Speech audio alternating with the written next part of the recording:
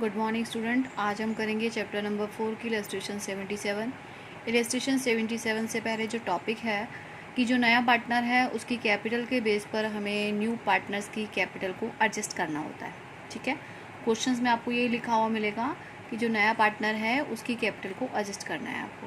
तो इसमें कैसे करते हैं, इसमें जो भी नया पार्टनर आता है उसकी कैपिटल से पहले हम टोटल फर्म की कैपिटल निकालते हैं। जैसे कि ये रहा वर्किंग नोट में जो हमारे पास डीज कैपिटल होगी उसकी कैपिटल से टोटल कैपिटल निकालेंगे कि उसके शेयर की कैपिटल थी 1/8, तो हमने टोटल निकाली 8/1।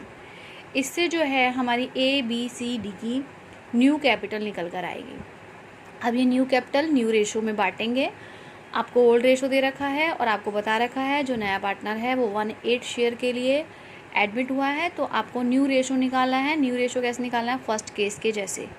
ठीक है, तो हमारे पास जब ये न्यू कैपिटल निकल कर आई तो ये न्यू कैपिटल यही हमारा बैलेंस कैरी डाउन है कैपिटल अकाउंट का, जो आपको कैपिटल अकाउंट में बैलेंस कैरी डाउन में लिखना है।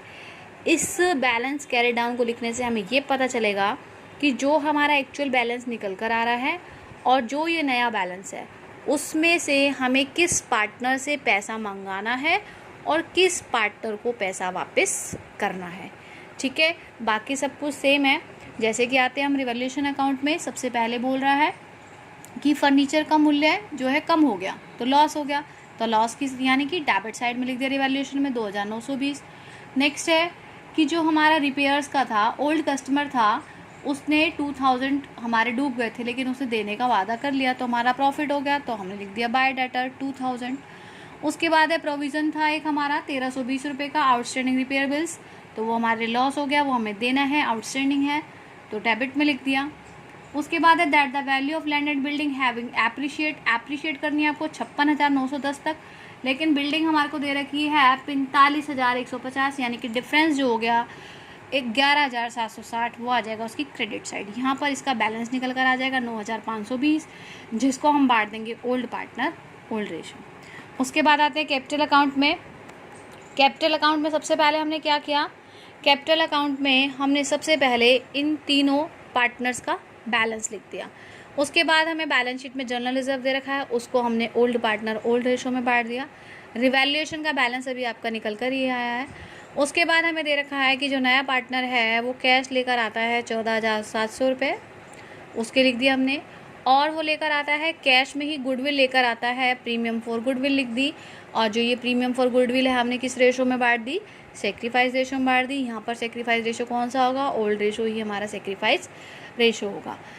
और डेबिट साइड में हमारे को गुडविल दे रखी है पहले से ही बैलेंस शीट में, तो उसको राइट ऑफ करते हैं, तो ओल्ड पार्टनर ओल्ड रेशो में राइट ऑफ कर दिया। यहाँ हमारा बैलेंस निकल कर आया 47,760, 40,150 और 20,730। इस बैलेंस को हम ब्रॉड डाउन कर देंगे नेक्स्ट टर्म में दोबारा।